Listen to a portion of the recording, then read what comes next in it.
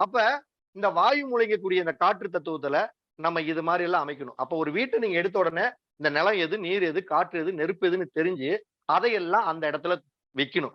இது உங்க வீடு பழைய வீடா இருந்தாலும் சரி, புதிய வீடா இருந்தாலும் சரி, உங்க வீடு இப்படித்தான் இருக்கணும். இதுக்கு அப்படியே மாறி இருந்தா சட்டத்திற்கு புறம்பான செயல்பாடுகள். பழமொழி சொல்றாங்கல்ல, இந்த காரியம் சட்டத்திற்கு புறம்பாக நடைபெற்றுக் கொண்டிருக்கிறது. அதே மாதிரிதான் இது சட்டத்திற்கு புறம்பாக, வாஸ்துக்கு புறம்பாக உங்களுடைய காரியம் செயல்பட ஆரம்பிச்சிரும். சரி. அடுத்தது எப்பயுமே இதுக்கப்புறம் நீங்க ஒரு வீட்டை அமைக்கும் பொழுது, எப்பயுமே ஒரு மனுஷனுக்கு அந்த மையம்ங்கிறோம் பாத்தீங்களா? மையம்னா என்ன? ஒரு மனிதனுடைய தொப்புள் கொடி அப்படிங்கிறது தான் மையம். நீங்க ஒண்ணும் இல்ல படத்துல எல்லாம் எல்லா படத்துலயும் ஒரு இந்தியன் படம் பாத்தீங்களா? இந்தியன் தாத்தா படம். அவர் என்ன பண்ணுவாரு? ஒரு கத்தி எடுத்து அந்த வயித்துல குத்தி பாரு. அப்ப என்னன்னா, அந்த தொப்புள் நேர் தான் அவர் குத்துவாரு. இப்படி தொப்புள் நேர் குத்துனோம்னா, அந்த உள்ள போய் அந்த கத்தியானது அந்த குடல மட்டும் ஒரு ஓட்டை போட்டுட்டாலும் சரி. இப்ப நம்மளே நம்ம வயிறு இருக்குதுன்னா, அந்த வயித்துல மட்டும் ஒரு சின்ன ஊசிய மட்டும் உள்ள கொஞ்சோண்டு இறக்கி பாருங்க. ஆள் செத்து போயிருவானுங்க. நீங்க மண்டைய உடைக்க வேணாம்.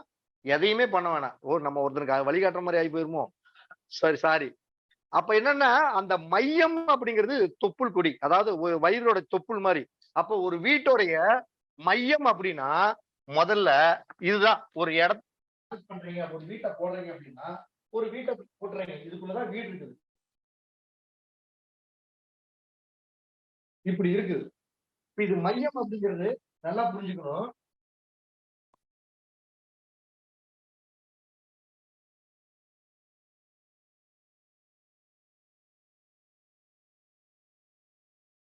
இதுதான் மையங்கிறது.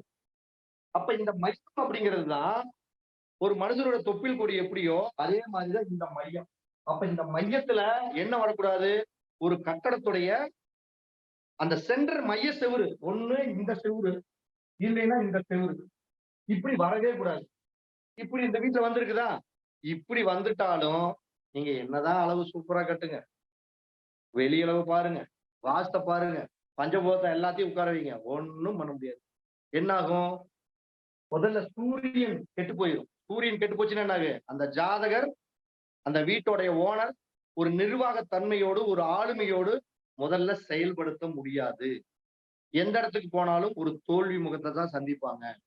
ஒரு வாழ்க்கையில ஒரு முன்னேற்றமான பாதைக்கு வழிவகுக்கிறதுக்கு உண்டான வாய்ப்பு இல்லை. அப்ப நீங்க என்ன பண்ணணும்? உங்களுடைய பிரம்மஸ்தானம் என்று சொல்லக்கூடிய இந்த இடத்துல எக்காரணத்துக்கு கொண்டும் எந்த ஒரு செவுரோ, எந்த ஒரு திட்டமோ, இல்ல குறுக்கு செவுரோ வராம இருக்கணும்.